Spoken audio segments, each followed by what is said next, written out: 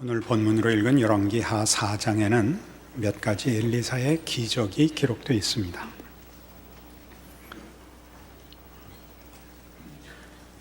선지자의 제자들 또는 생도들이라고 기록된 일단의 선지자 무리들 속에 그 남편이 죽어서 아이들과 남겨진 아내가 생활의 곤궁함을 호소하고 답을 받는 내용이 맨 처음에 나오고, 그다음에 수넴 여인이 엘리사를 대접하여 그 없던 아이를 얻게 되는 기적과 그 아이가 죽었는데 다시 엘리사가 살려내는 기적이 기록되어 있으며, 또 음식물에 그 독이 들어가서 먹을 수 없게 된 것을 고쳐내는 일과 보리떡 몇 개를 가지고 여러 명이 밥을 먹게 되는 기적들이 열왕기하 4장 전체에 기록되어 있습니다.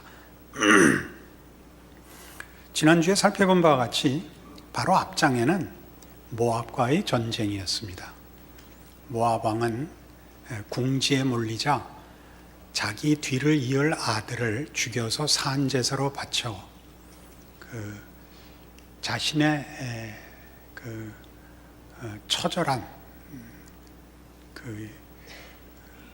곤란과 곤궁과 절망 속에 있는 입장을 분노로 표현하여 말하자면 하나님의 물러나심을 얻어낸 그런 사건으로 열왕기하 3장이 기록되어 있었습니다. 하나님은 그 곤궁한 궁지에 몰린 사람을 또 몰아붙이지 않고 물러나셨습니다. 그리고 4장에 이 여러 가지 하나님께서 엘리사를 통하여 일으키는 기적이 나오면서 우리는 둘의 연관성을 묻게 됩니다. 하나님이 모압 왕의 그 처절한 궁지에 몰린 그 절망의 처지를 이렇게 보아주시는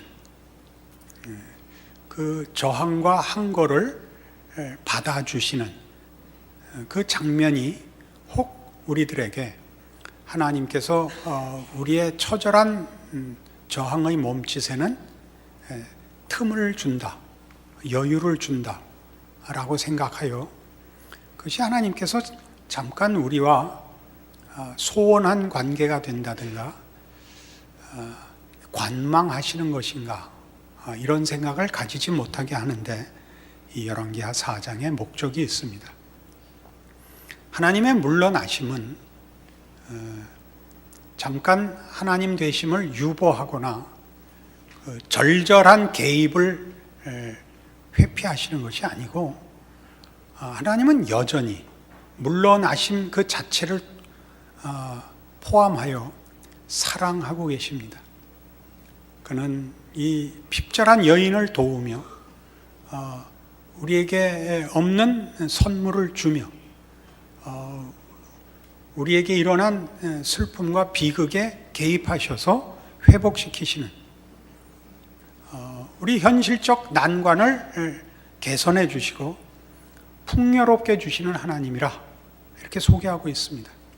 그 일들이 하나님이 늘 그러신 줄 알지만 열왕기하 3장과 4장으로 연결되는 이 부분에서는 특히 하나님의 이 신실하심과 사랑하시는 열심이 그의 물러나심과 얼핏 유보로 보이는 것마저도 적극적인 사랑의 행보이시다, 이렇게 말씀하는 것이 열왕기하 3장과 4장의 연결인 것입니다. 하나님은 이 4장에서 그런 의미에서 우리가 읽으면 3장과 연결되어 보이는 것이 아니라 하나님은 참 이상하시다라는 느낌을 줍니다. 어느 곳에서는 손을 떼시고 또 그 핍절하고 절절한 문제를 지나서 다른 곳에 가서 다른 곳에서는 뭐 아무 일도 없으셨던 듯이 하나님 노릇을 하시는가? 그렇게 생각할 수 있습니다. 그러나 성경이 하고 싶은 얘기는 바로 그렇게 하나님은 당신을 변명하시거나 설명하시거나 홍보하시는 데 시간을 쏟지 않으시고 당연히 하시는 하나님의 하나님이심을 나타내는 일에 전력을 집중하신다. 그런 이야기지요. 하나님은 사랑하십니다. 한순간도 어떤 경우도 예외 없이 하나님은 하나님이시며 하나님이심을 유보하시거나 희석시키지 않으십니다. 최선을 다하여 하나님은 언제나 하나님이십니다. 우리는 이 문제를 예를 들면 고린도전서 13장에 나오는 사랑에 관한 성경의 정의의 첫 번째 정의에서 일관되게 확인합니다. 사랑은 오래 참는다. 그 말씀과 일치하죠. 오래 참는다는 것은 기다린다, 두고 본다 하는 이런 소극적인 의미가 아니라 상대방의 존재를 있는 그대로 존중한다는 뜻입니다. 상대방의 모습 그대로를 존중하고 사랑한다는 뜻입니다.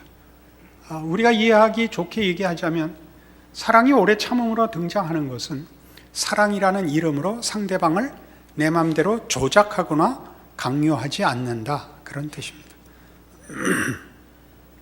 하나님은 하나님이시라는 이유 때문에 또 하나님이 우리를 사랑하신다는 이유 때문에 우리를 강제하지 않습니다.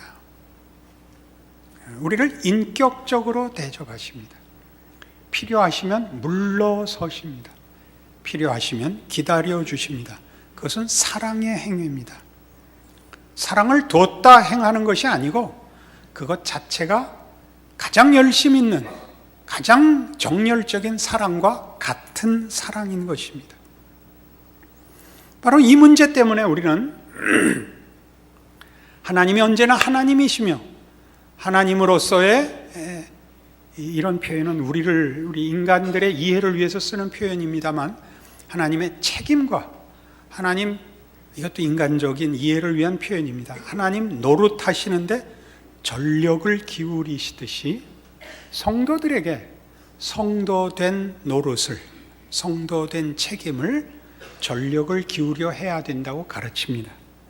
그러나 이것은 앞에 하나님이 하나님 노릇하시거나 하나님의 책임을 전력을 기울여 행하신다는 것이 사실은 그 말이 안 되듯이 하나님은 하나님이심을 중단하실 수 없는, 그리고 하나님의 신실하심과 사랑을 펼치시는 것이 하나님에게서 제일 중요한 일이고 앞에 선 일이며 하나님께서 가장 하고 싶어하는 일이듯이 성도들에게 주어지는 성도의 책임들도 책임이라거나 의무이기보다 성도이기 때문에 허락된 특권이라는 것으로 연속성을 가집니다.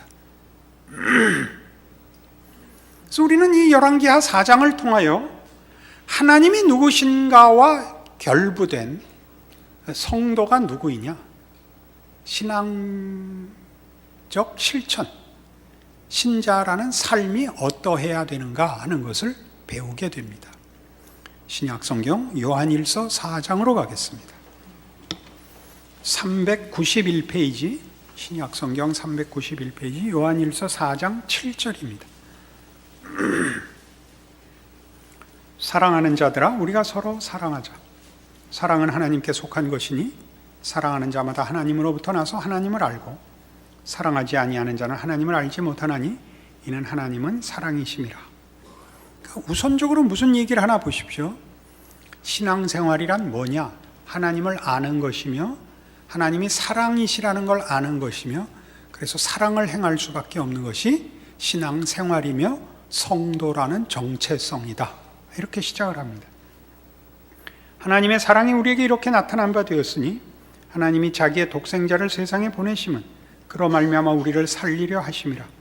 사랑은 여기 있으니 우리가 하나님을 사랑한 것이 아니요 하나님이 우리를 사랑하사 우리 죄를 속하기 위하여 화목 제물로 그 아들을 보내셨음이라. 그러니까 이 구절이 뜻하는 바는 그래서 사랑은 받을 만한 사람한테 베푸는 보상이 아니며 하나님이 하나님이시기 때문에 하시는 하나님 되심의 정수이며 성도들이 본받고 따라야 할 일인 정도가 아니라 하나님의 자녀라면, 그 사랑을 힘입은 자녀라면 사랑 이외에 다른 것으로 그의 삶의 정체성과 삶이라는 것 자체를 다른 일로 대신할 수 없는 신자된 표출이라는 것을 얘기하죠.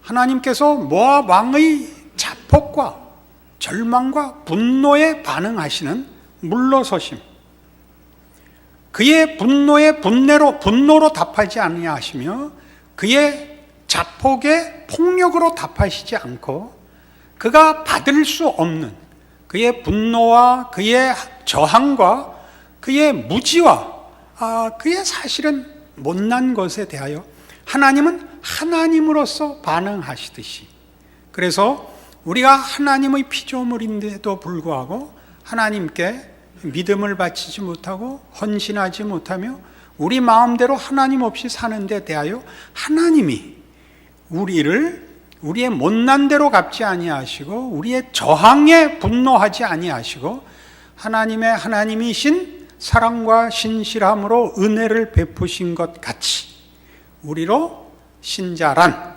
성도란, 신앙의 삶이란 어떠해야 하는가를 하나님의 하나님 되심으로써 보이고 가르치고 찾아오고 있다고 말하는 것이죠. 그래서 11절, 사랑하는 자들아, 하나님이 이같이 우리를 사랑하셨은즉 우리도 서로 사랑하는 것이 마땅하도다. 어느 때나 하나님을 본 사람이 없을 때 만일 우리가 서로 사랑하면 하나님이 우리 안에 거하시고 그의 사랑이 우리 안에 온전히 이루어지느니라. 그러니까 예수님이 이 땅에 오셨을 때 예수님의 성육신을 요한복음에서는 이렇게 얘기했습니다. 아무도 하나님을 본 사람이 없을 때 독생하신 그리스도께서 나타내셨느니라. 우리가 그의 영광을 보니 하나님의 독생자의 영광이요 은혜와 진리가 충만하더라 라고 요한복음은 진술하고 있습니다. 그러니까 신자된 자의 정체성과 신앙의 정수는 뭐냐고 할 때 우리를 보면 우리가 하나님을 믿는 자인 줄 알아야 됩니다. 하나님을 믿는 자라는 것은 하나님이 누구신가라는 정체성으로부터 이어지는 우리의 정체성 말입니다. 하나님은 이런 분이구나. 저들은 하나님을 믿는 사람이구나. 우리 세상에서 많이 당하는 질문 있지 않습니까? 너 하나님을 믿어? 그 하나님을 보여봐. 그럴 때는 그것이 초월적인 능력을 의미하는 것일 겁니다. 대부분 세상이 가진 힘보다 더 큰 것으로 너희의 믿음을, 신앙을 증거하라고 우리에게 하나님을 보여봐라고 위협하고 신문하는 것일 겁니다. 그러나 성경이 하는 얘기는 우리의 성도된 정체성은 하나님은 이런 분이구나 라고 드러나야 된다는 것이죠. 하나님은 이런 분이구나. 그래서 우리 보고 사랑하라고 합니다. 기독교 신앙은 그 가장 대표되는 특성이 사랑이죠. 예수 믿지 않는 사람들도 기독교가 사랑의 종교라는 것을 압니다. 바로 그 이유 때문에 사랑은 대부분 모호합니다. 사랑은 이렇게 눈이 풀어지고 팔 벌리는 것이 되고 말았습니다. 사랑합니다. 그런 얘기가 지금 아닙니다. 사랑이란 하나님이 하나님이실 수밖에 없듯이 성도들은 성도들일 수밖에 없는 그 본질을 말합니다. 그 본질은 태도에서 나오는 것이 아니고 본질에서 나오는 것입니다. 그러니까 본질적인 이해로서 사랑을 요구하고 있습니다. 사랑이 뭐냐? 사랑이 뭐냐? 성경은 요한복음 15장에서 그 사랑을 실천적인 차원에서 이렇게 가르칩니다. 29절 말씀입니다. 아버지께서 나를 사랑하신 것 같이 나도 너희를 사랑하였으니 나의 사랑 안에 거하라. 내가 아버지의 계명을 지켜 그의 사랑 안에 거하는 것 같이 너희도 내 계명을 지키면 내 사랑 안에 거하리라 합니다. 내 사랑 안에 거하는 것, 사랑은 아마 사랑이신 하나님 안에 거하여 사랑에 잠기는 것일 겁니다. 우리 성경적인 표현으로 가장 이 문제에 접근된 표현은 에녹이 하나님과 동행했다 라는 표현일 것입니다. 또는 예수님께서 같은 요한복음 8장 찾아보셔야 됩니다. 요한복음 8장 29절에 하신 이 말씀일 겁니다. 나를 보내신 이가 나와 함께 하시도다. 나는 항상 그가 기뻐하시는 일을 행함으로 나를 혼자 두지 아니하셨느니라. 이게 사랑일 것입니다. 하나님과 동행하는 것, 하나님 안에 거하기, 그의 사랑에 잠기기라고 얘기할 수 있습니다. 그러니까 우리가 사랑해야 하는 것은 하나님과 함께 하는 것입니다. 우리는 이미 구원이 하나님과의 화목이라는 것을 압니다. 그렇죠? 구원이 하나님과의 화목이며 죄란 하나님과의 단절입니다. 그러니까 우리 신자들이 가지는 사랑은 구원의 가장 본질적인 내용이며 신자로서 누리고 그리고 증거하고 실천해야 될 가장 본질적이고 우선하는 내용일 것입니다. 그래서 우리는 예수 안에 거하여 이 사랑에 참여해야 합니다. 그런데 어떻게 그렇게 그러면 예수 안에 거하며 하나님과 동행하는가? 어떻게 하면 사랑 안에 거하는가? 다시 요한복음 15장으로 오셔서 지금 그 10절에 하는 말씀은 그겁니다. 내가 아버지의 계명을 지켜 그의 사랑 안에 거하는 것 같이입니다. 아까 본 요한복음 8장은 뭐였죠? 내가 아버지의 기뻐하시는 일을 행함으로 나를 혼자 두지 아니하셨다이죠. 여기는 내가 아버지의 계명을 지켜 그의 사랑 안에 거하는 것 같이 너희도 내 계명을 지키면 내 사랑 안에 거하리랍니다. 계명은 성경의 가르침입니다. 성경의 성도를 향한 명령들, 요구가 계명입니다. 더 크게 우리는 그걸 율법이라고 얘기할 수 있습니다. 율법사의 질문이 그것이었죠. 율법 중에 제일 큰 계명이 무엇입니까? 라는 질문에 예수님께서 첫째는 내 마음을 다하고 뜻을 다하고 성품을 다하여 주 너의 하나님을 사랑하라 하셨으니 이것이 크고 첫째 되는 계명이요.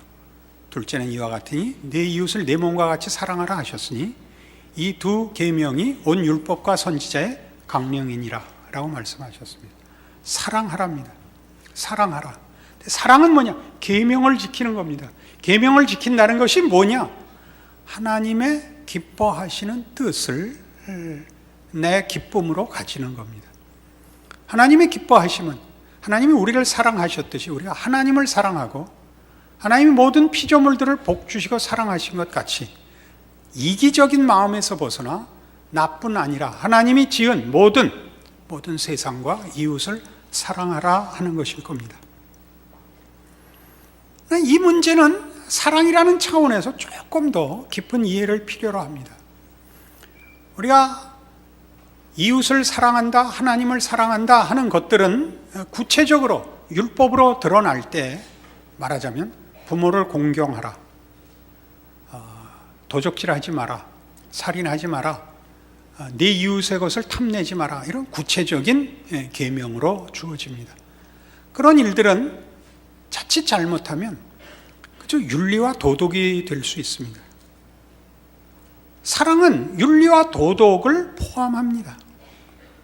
그것과 다른 길로 가지 않습니다. 같은 길에 윤리와 도덕보다 높은 데 서 있습니다. 사랑이라는 것은. 그럼 윤리와 도덕이 사랑까지 가지 못하면 무엇이 되는가? 자기의가 됩니다. 그것이 다만 윤리와 도덕에 멈출 때에는 그것을 행하는 사람이 부각됩니다. 그러나 그것이 사랑일 때는 윤리와 도덕이 사랑으로 가기 위한 길잡이이고 하나님이 누구신가가 부각됩니다. 그 둘은 다릅니다. 우리는 성경의 요구들이 바로 그래서 그것이 다만 윤리와 도덕이 가질 수 있는 자기 증명에 불과한 것과 다르다는 걸 증명하기 위해서, 가르치기 위하여 조금 다른 표현들을 쓰는 것을 볼 수 있습니다. 거짓말하지 말고 정직해라, 성실해라, 겸손해라, 무슨 이런 우리 잘 아는 세상과 함께 나누는 보통 윤리와 도덕보다 다른 표현을 쓰는 이유는 우리는 사랑까지 가야 되기 때문에 그렇습니다. 골로새서 3장 읽어보시죠. 326페이지 골로새서 3장 12절입니다.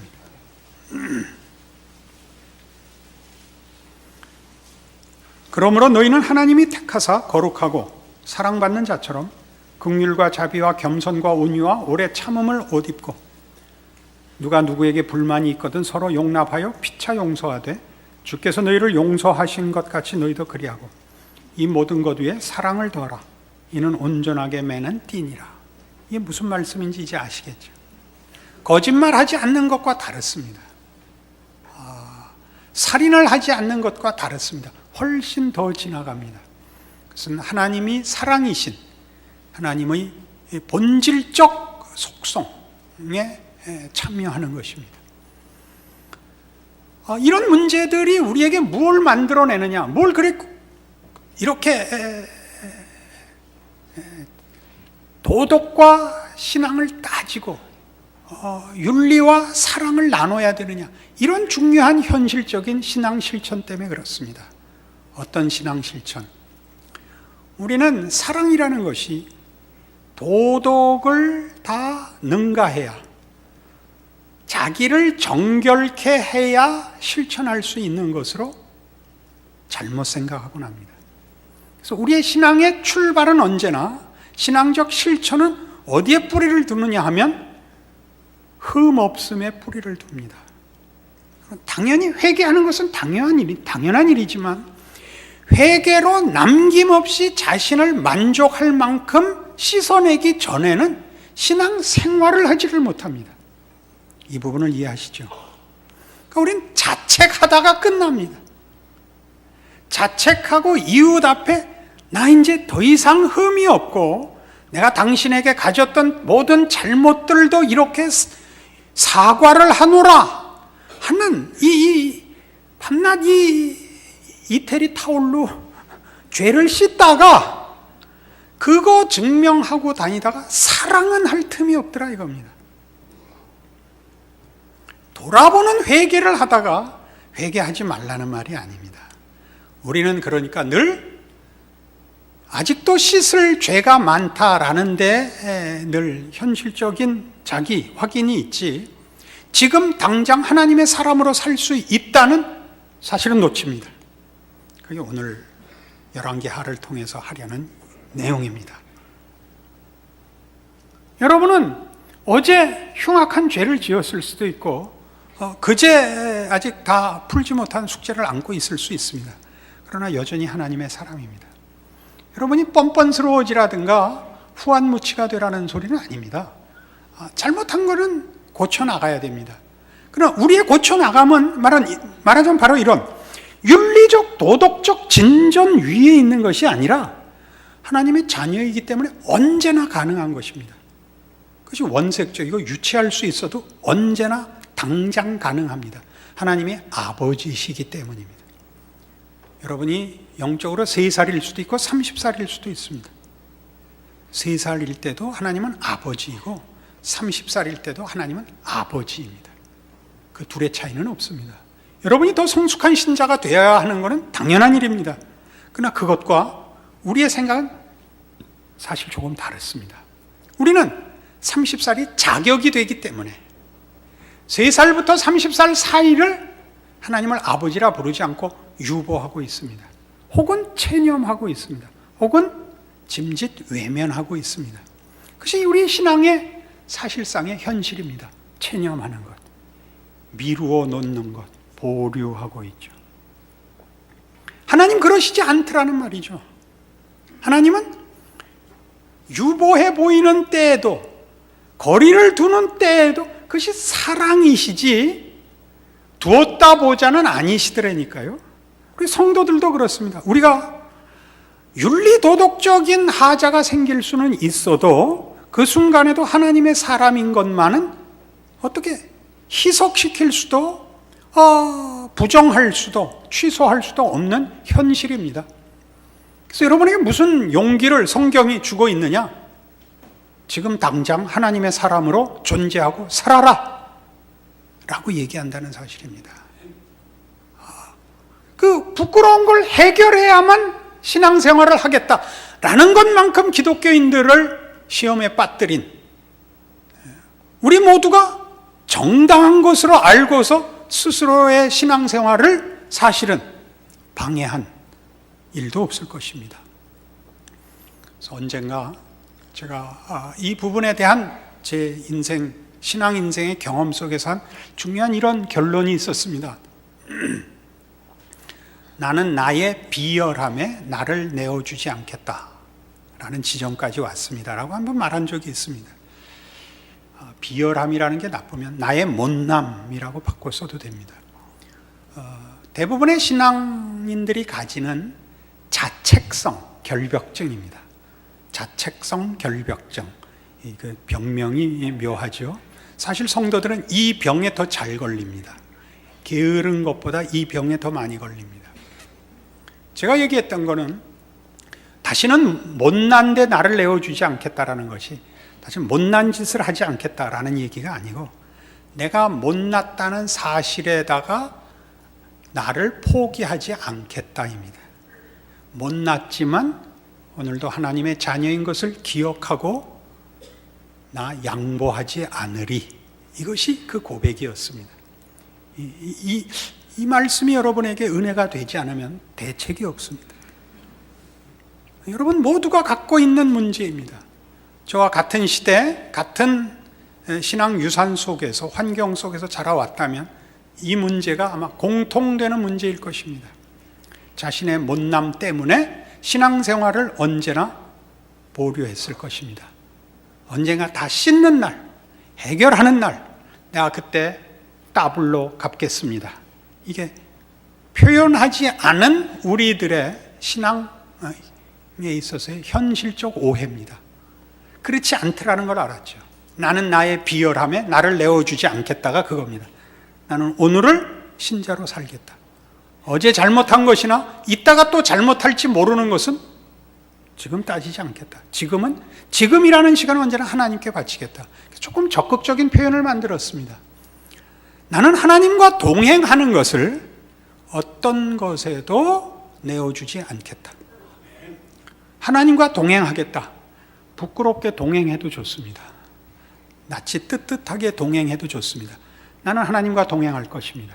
왜요? 하나님이 동행하심을 취소하지 않으시니까요. 그게 오늘의 일입니다. 여기에 열왕기하에 등장한 이 5가지인가의 이 기적은 모두 다 하나님이 하셨습니다. 그것을 받을 만한 사람들이 받지 않았습니다. 그리고 그 앞에 있었던 이야기는 모압 왕의 이야기였습니다. 가장 사랑을 받기에 부적절한, 조건적으로 가장 열악한 상태에 있는 데서부터 하나님은 일하고 계십니다. 우리 모두가 이 고백을 하죠. 하나님과의 동행을 우리는 다른 것과 바꾸지 않겠습니다. 그걸 조금 더 보편적인, 신앙적으로 보편적인 표현을 쓸까요? 하나님, 저는 믿음을 어느 경우에도 포기하지 않겠습니다. 이게 이 말입니다. 여러분, 믿음을 포기하지 않겠다면 다시는 실수하지 않고 다시는 실패하지 않는 것으로 생각하지 않습니까? 그렇지 않습니다. 실수와 실패에도 불구하고 나는 믿음이라는 것을 놓지는 않겠습니다. 내가 약해서 넘어질지라도 믿음을 놓지는 않겠습니다. 하나님과 동행하는다는 사실을 부정할 수 있는 것이 세상에 없다는 것을 기억하겠습니다. 이것이 우리의 믿음입니다. 여러분의 신자된 특권을, 오늘과 지금이라는 순간을 하나님의 사람으로 누리고 사는 일을 방해할 수 있는 것은 세상에 없습니다. 그것이 오늘의 말씀이며 여러분의 신앙 실천과 정체성에서 여러분이 놓을 수도 없고 하나님이 놓지 않는 신자된 특권이란 것 기억하시는 오늘의 말씀이기를 바랍니다. 기도하십시다. 하나님 아버지 은혜를 감사합니다. 하나님이 우리 아버지인 사실은 예수를 믿는 그날부터 영원토록 변개시킬 수 없는 진리입니다. 우리의 못난 것과 우리의 방심과 우리의 착각과 우리의 오해도 진리를 왜곡시킬 수 없습니다. 그러므로 늘 깨어 있고 늘 믿음 위에 서 있고 늘 충성하고 늘 진심으로 주 앞에 헌신하는 우리와 우리의 인생 되게 하여 주시옵소서. 예수님 이름으로 기도합니다.